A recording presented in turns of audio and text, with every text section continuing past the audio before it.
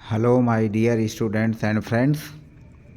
आज के हम इस वीडियो में द्विघात समीकरण के कुछ इंटरेस्टिंग क्वेश्चन को लेकर के हल किया है। आशा और उम्मीद है कि यह वीडियो आपको बहुत ही पसंद आएगा। तो फिलहाल चलिए शुरू करते हैं।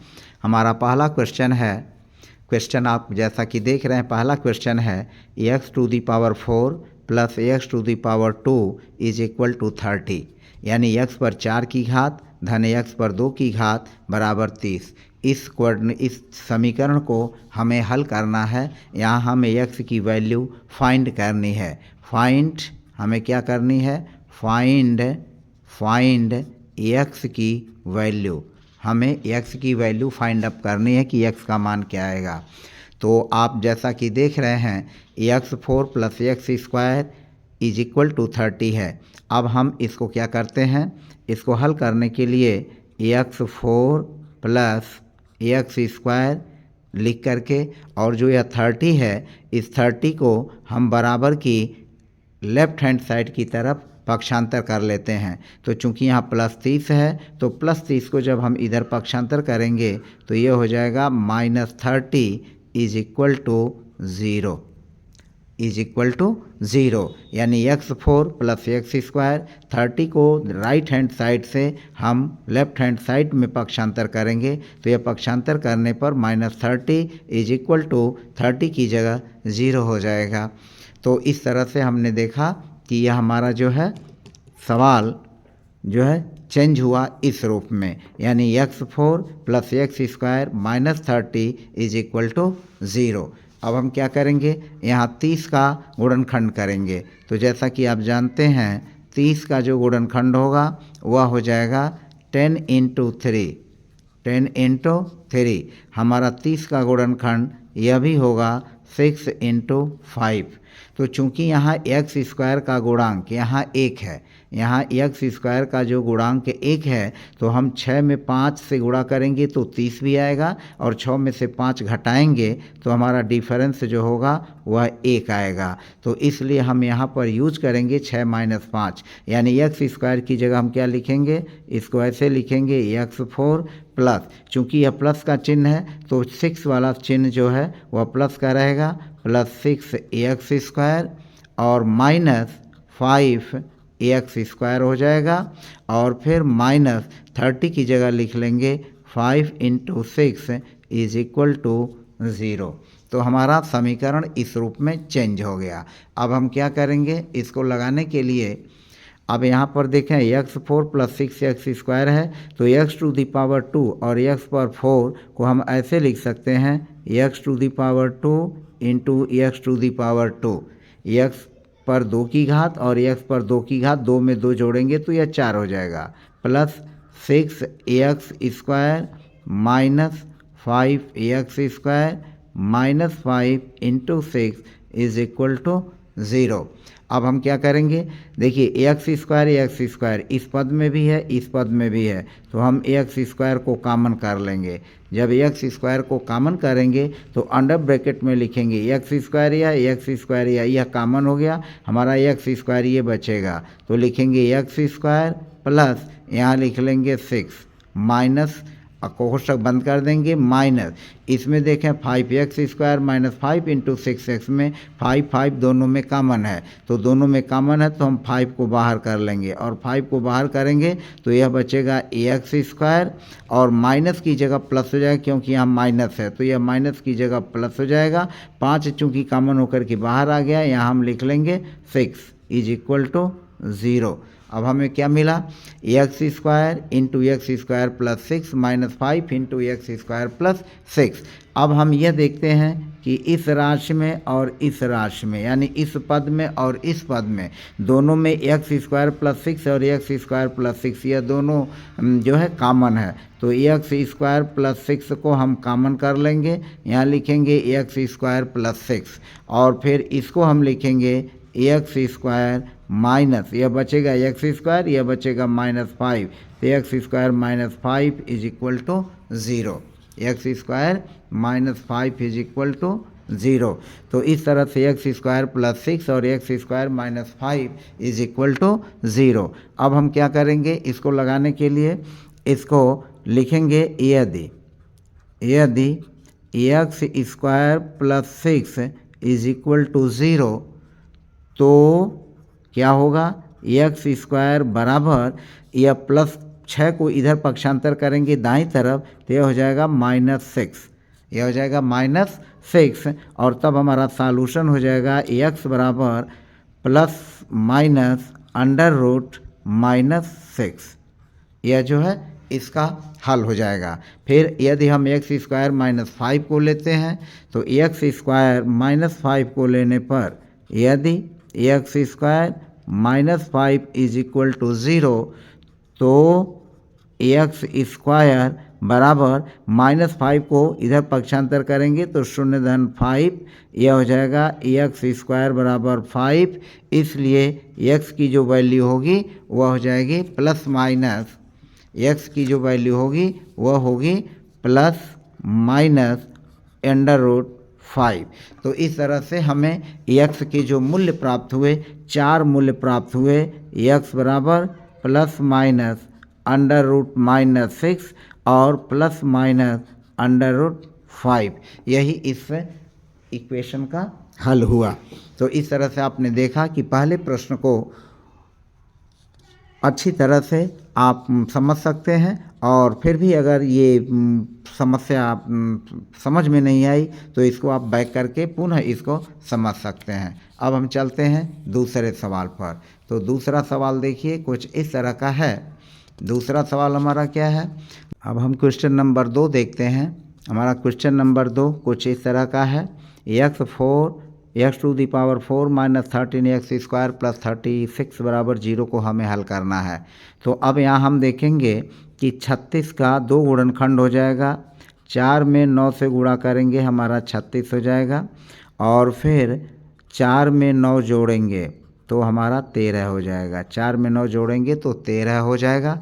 तो इस तरह से इसको हम लगाएंगे x to the power 4 minus 13x square plus 36 is equal to होगा 0।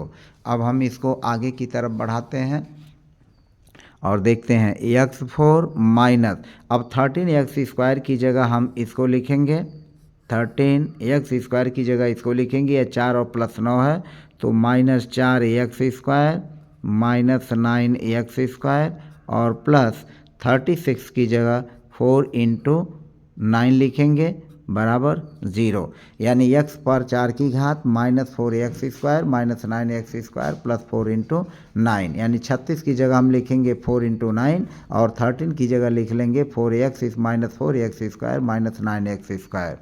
अब हम x4 को लिख सकते हैं x टू दी पावर 2 और x to the power 2 minus 4x square minus 9x square plus 4 into 9 is equal to 0।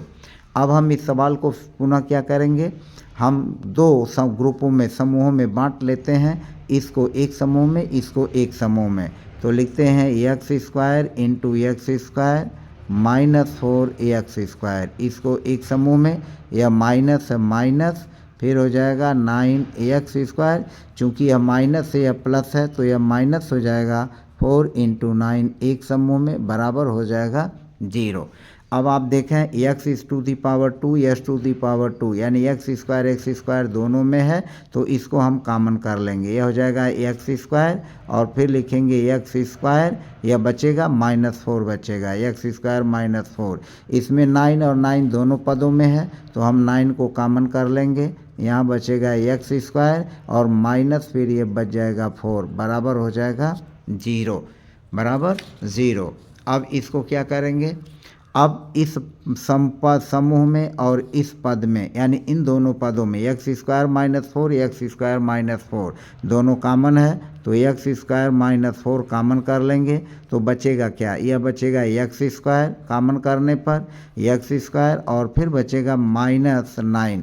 हमने इस पद ग्रुप को, इस पद को x स्क्वायर -4 को और x स्क्वायर -4 को हमने कॉमन कर लिया तो x स्क्वायर -4 कॉमन करने पर x स्क्वायर और माइनस या 9 बराबर 0 बचेगा।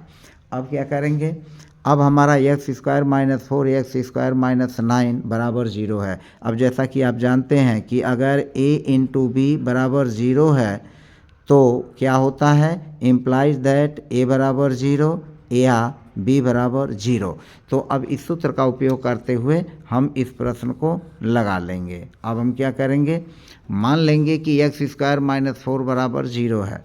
तो अब यदि एक्स स्क्वायर माइनस 4 बराबर 0, तो इसका मतलब हुआ कि एक्स स्क्वायर बराबर हो जाएगा 0 प्लस 4 और इम्प्लाइज दैट एक्स स्क्वायर बराबर 4 इम्प्लाइज दैट एक्स बराबर प्लस माइनस 2। ये हमारा हो गया। फिर इसी तरह से हम इस सवाल को भी लेकर के हल कर सकते हैं। यदि x square minus 9 is equal to 0 implies that x square बराबर 9 और यह इम्प्लाइज दैट एक्स बराबर प्लस माइनस 3। तो इस तरह से आपने देखा कि इसके चार मूल्य हुए, एक्स बराबर प्लस माइनस 2 और फिर एक्स बराबर प्लस माइनस 3, यानी प्लस 2 माइनस 2 प्लस 3 माइनस 3। तो यही हमारा सॉल्यूशन होगा इस व्यंजक का। और इस तरह से आप देख सकते हैं कि एक्स पर जितने की पावर है, चूँकि यहाँ x पर 4 की पावर है, यहाँ x पर 4 की पावर है, तो x के मूल्य भी 4 हैं, x बराबर प्लस माइनस 2 और x बराबर प्लस माइनस 3। तो इस तरह से यह दूसरा सवाल हुआ। इसी तरह से हम तीसरे सवाल को भी लगा सकते हैं। और तीसरा सवाल देखें तो इस तरह का है, एक्स पर 4 की घात प्लस एक्स स्क्वायर बराबर 42। अब हम इसको 42 को पक्षांतर कर लेते हैं। x4 plus x square minus 42 is equal to 0। हम 42 को इधर पक्षांतर कर लेंगे। अब 42 के दो अभाज्य गुणनखंड होंगे 6 इंटू 7, 6 इंटू 7 42 और 7 में से 6 घटाएंगे तो 1 आएगा। तो एक्स स्क्वायर का गुणांक 1 है। तो x4 प्लस, अब एक्स स्क्वायर की जगह हम यह लिखेंगे plus 7 x square minus 6 x square minus 42 की जगह 7 इंटू 6 बराबर 0 लिख लेंगे। अब यह हो जाएगा एक्स पर 4 की घात धन 7 एक्स स्क्वायर, एक कोष्ठक में कर लेंगे, और माइनस 6 एक्स स्क्वायर और यह प्लस, चूँकि यह माइनस है यह माइनस है तो यह प्लस हो जाएगा 7 इंटू 6 इज इक्वल टू 0। अब हम क्या करेंगे, इसका गुणनखंड x4 यानी x square into x square plus 7 x square, एक कोष्ठक में, माइनस यह हो जाएगा 6 x square plus 7 into 6 is equal to 0। अब जैसा कि देख सकते हैं आप, एक्स स्क्वायर इन दोनों पदों में है, एक्स स्क्वायर कॉमन कर लेंगे, यह हो जाएगा x square plus 7। X square common होकर बाहर आ जाएगा, एक्स स्क्वायर धन 7 बचेगा, इसमें 6 कॉमन हो जाएगा, यहाँ बचेगा एक्स स्क्वायर धन 7 इज इक्वल टू 0। अब हमारा जो प्रश्न हुआ कुछ इस तरह का हुआ, गुणनखंड हो जाएगा एक्स स्क्वायर धन 7, एक्स स्क्वायर धन 7 और फिर x square minus 6 is equal to हो गया 0। एक्स स्क्वायर प्लस 7 इस समूह में भी, इस पद में भी है, और एक्स स्क्वायर प्लस 7 इस पद में भी है। एक्स स्क्वायर 7 हमने कॉमन कर लिया, बचा एक्स स्क्वायर धन एक्स स्क्वायर और ऋण 6 बराबर 0। इसलिए इसका सॉल्यूशन हो जाएगा, यदि एक्स स्क्वायर धन 7 बराबर 0 तो क्या होगा, तो एक्स स्क्वायर बराबर होगा ऋण 7 और एक्स का जो मूल्य होगा प्लस माइनस अंडर रूट 7 होगा, अंडर रूट 7 होगा। इसी तरह से एक्स स्क्वायर माइनस 6, यदि एक्स स्क्वायर माइनस 6 बराबर 0 तो एक्स स्क्वायर बराबर हो जाएगा 6, एक्स स्क्वायर बराबर 6 और तब एक्स का मूल्य होगा प्लस माइनस अंडर रूट 6। तो फिलहाल इस प्रश्न का यह सॉल्यूशन हुआ। वीडियो देखने के लिए आपको बहुत बहुत धन्यवाद। फिर हम चलते हैं अपने चौथे क्वेश्चन पर, और इस चौथे क्वेश्चन में भी वही है जैसे question number 4, x4 minus x square बराबर 42। अब हम देखते हैं इस प्रश्न को, x4 minus x square -42 is equal to 0। अब इस सवाल को लगाने के लिए हम क्या करेंगे, वही प्रकरण 6 सत्ते 42 यानी 6 में 7 से गुणा कर लेंगे तो 6 गुणे 7 बराबर हो गया 42 और 7 में से 6 घटाएंगे तो 1 हो जाएगा। तो हम इसको लेंगे x4 माइनस, चूँकि यहाँ माइनस है तो हम अधिक वाले पद को माइनस में कर लेंगे तो -7x² और प्लस जो कम का मूल्य है उसको प्लस में कर लेंगे तो -7x² plus 6x² -7 × 6 is equal to 0। अब ये हो गया -7 × 6 बराबर 0। अब हम क्या करेंगे, यह x4 को लिख सकते हैं x² × x² -7ax² कोष्ठक में हो गया, यह एक कोष्ठक में हो जाएगा प्लस 6x² -7 × 6 बराबर हो गया 0। अब x² इस दोनों पदों में है, हमने x² को कॉमन किया, यहाँ बचा x² -7, यह x² यहाँ हो जाएगा, यह हो जाएगा -7 x² कॉमन, यह हो जाएगा +6 इसमें कॉमन होगा क्योंकि 6 दोनों में है तो x² -7 बराबर हो जाएगा 0। अब फिर क्या करेंगे, x² -7 -7 दोनों में है तो x² -7 कोष्ठक में कॉमन कर लेंगे, यह हो जाएगा x² + 6 is equal to 0। x² -7 और x² + 6 इज इक्वल टू 0। अब पुनः हम लेंगे इसको हल करने के लिए, यदि x² -7 बराबर 0 तो x² बराबर 0 + 7 यानी x² बराबर 7, इसलिए x बराबर ±√7।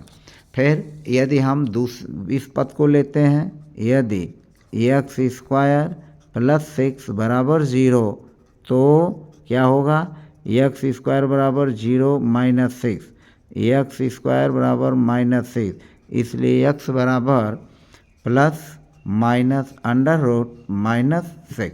तो इस तरह से x के 4 मूल्य हुए, x इज इक्वल टू ±√7 और फिर ±√6। फिलहाल इस चौथे इक्वेशन का यह सॉल्यूशन हुआ। तो इस तरह से आपने देखा कि इस तरह के क्वाड्रेटिक इक्वेशंस को में बदल करके और हम आसानी से इस तरह के सवालों को लगा सकते हैं। फिलहाल आज की इस वीडियो में बस इतना ही। पुनः अगले वीडियो में हम पुनः लेके सवालों को हाजिर होंगे। तब तक के लिए धन्यवाद। आपको मेरा वीडियो देखने के लिए धन्यवाद। और यदि वीडियो पसंद आया तो लाइक करना न भूलें, चैनल को सब्सक्राइब करें। यदि नए सब्सक्राइबर हैं तो मेरे चैनल को सब्सक्राइब करना न भूलें। धन्यवाद।